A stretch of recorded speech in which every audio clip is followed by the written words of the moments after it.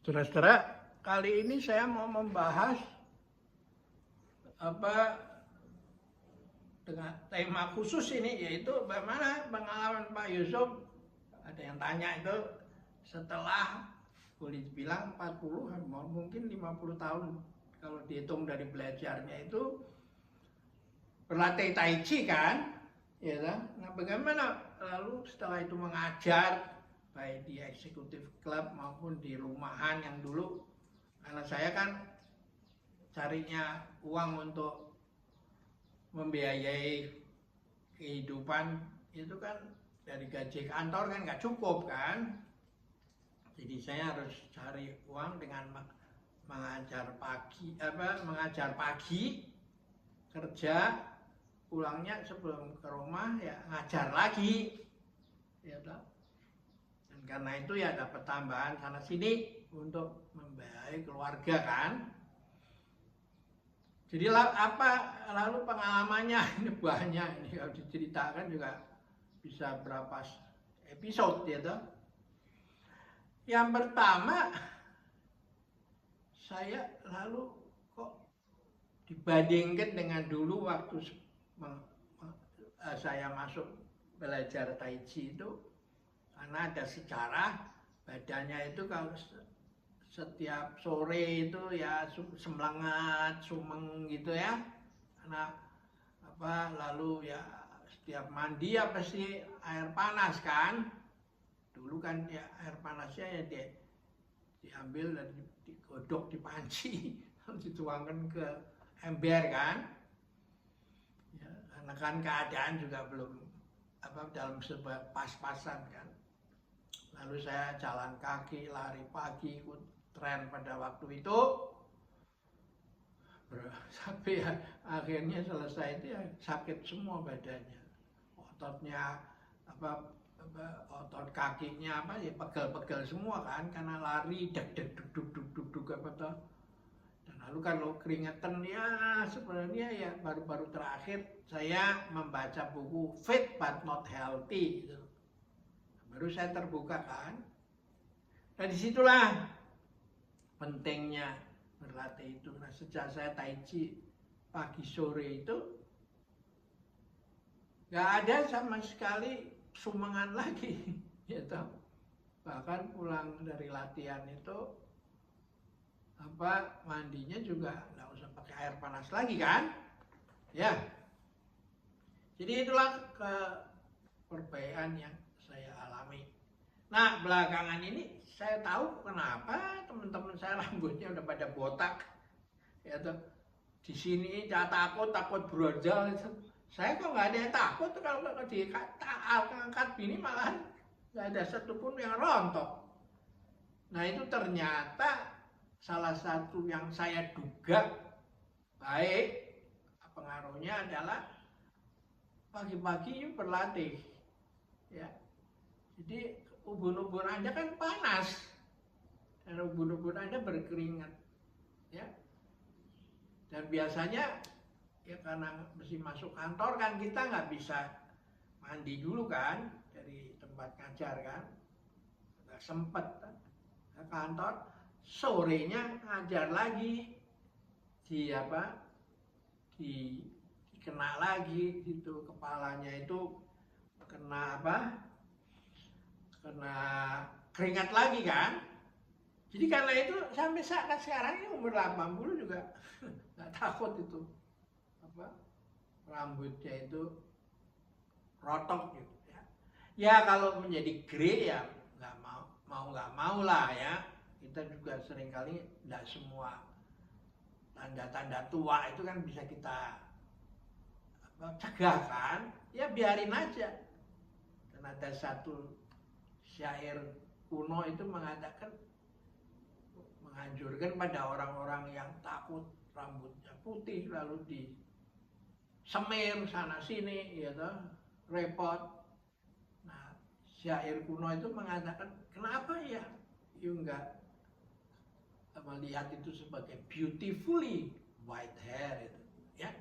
Itu juga di situ ada prinsip Tai Chi itu, sesuatu mensyukuri dan menjadikan itu sebagai sesuatu yang bagus lah, ya toh. Sehingga orang tahu pada pohon pun juga buah itu kalau sudah matang kan berwarna kuning kan, bukan lagi hijau ya. Jadi itulah yang kira-kira manfaatnya yang nanti kita bisa bicarakan ini berseri-seri. Ya. Karena apa? Karena ya ini pengalaman yang nggak ada batasnya kan ya. Dan harus diceritakan, kalau nggak diceritakan ditulis, ya siapa yang mau baca dan mau nerbitin juga nggak ada. Kalau ini kan cuman mau cuap-cuap aja kan, dan lalu dampaknya bisa justru lebih signifikan daripada tulisan, karena zaman sekarang ini orang sudah nggak mau, atau bukan nggak mau, males ya baca yang panjang-panjang itu. Nah inilah justru peluang buat Tai Chi untuk menggunakan konsep minimalis itu. Nah, yang lain kalau saya lihat teman-teman saya, aduh Pak Yusuf bagaimana bisa dalam 10 menit ngomong itu. Kalau saya paling nggak seberapa jam, setengah jam pun bisa nggak sampai. Karena dia menggunakan masih bisa belum cara berpikirnya itu belum ringkas gitu ya. Masih banyak blogor sana sini atau usahanya sana. Nah, belajar Zen itu memang orang dilatih itu. Nah untuk mengakhiri sesi ini saya mengatakan bahwa kalau sudah pengalaman Anda di Hilton, bagaimana? Ya saya dapat murid yang keluar masuk, masuk keluar, terus masuk lagi keluar lagi. Kenapa? Karena mereka itu masuk di eksekutif klub itu dengan mindset mengecilkan perut, membawa keringatnya banyak, jantung berdebar-debar, membakar kalori. Jadi mereka itu eksekutif klub mengambil semua fasilitas itu untuk dapetin itu. Sedangkan Tai Chi enggak kan, semakin lambat semakin bagus. Otot diloloskan supaya bisa digerakkan oleh Mingmen kan, ya, jadi beda sama sekali. Nah karena itu ya dia setelah itu masuk keluar lagi.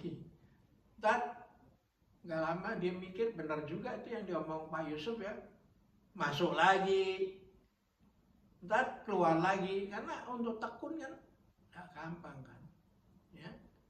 Jadi gitu, ya. Oke kita akhiri dulu, ini nanti akan saya lanjutkan sampai kepada yang baru-baru ini ada dua pasang suami istri yang datang ke saya, dikirim oleh dokter. Dan ya, saya mau bisa buat apa? Karena usianya sudah 70 ke atas, badannya sudah kaku, apa segala. Ya, jadi ya kenapa nggak dari muda? Untungnya orang itu ada anaknya kaya kan, sehingga bisa antar ke rumah saya kan. Tapi kalau enggak gimana? Dia harus belajar ya tak. Lalu dia kirim temannya lagi Sabtu depan. Ya sama aja, lebih parah. Suami istri sudah pakai teken itu ya, tongkat yang aman itu, jadi di gagangnya kakinya kayak cakar ayam kan. Ya itulah saya mengatakan, kenapa kita nggak mau mencoba membuat habit bahwa setiap pagi 30 menit aja. Itu pagi udah cukup. Kalau bisa sore lebih bagus. Tapi kalau sore belum bisa, masih males, ya sudah nggak apa-apa. Nanti satu hari kan terus nanti malah tanduk. Nambah dari pagi menjadi sore. Dan tidak boleh lebih dari 30 menit. Salah nggak apa, besok tanyain sama gurunya. Nah lalu ada komunikasi melalui WA ya toh, melalui Zoom ya toh, ya, melalui video call ya toh. Ya, begitulah kita harus belajar Tai Chi itu bukan untuk sesuatu yang kita kejar. Kalau dikejar ya dia larinya semakin jauh. Kita sebagai ya apa saja lah, kita sambil jalan, itulah Tai Chi. Ya. Karena mata kita juga berkedip, ini, siku kita juga ini, napas kita keluar masuk, itu memang iramanya antagonistik ya. Oke, kita akhirin di sini juga, sampai jumpa lagi.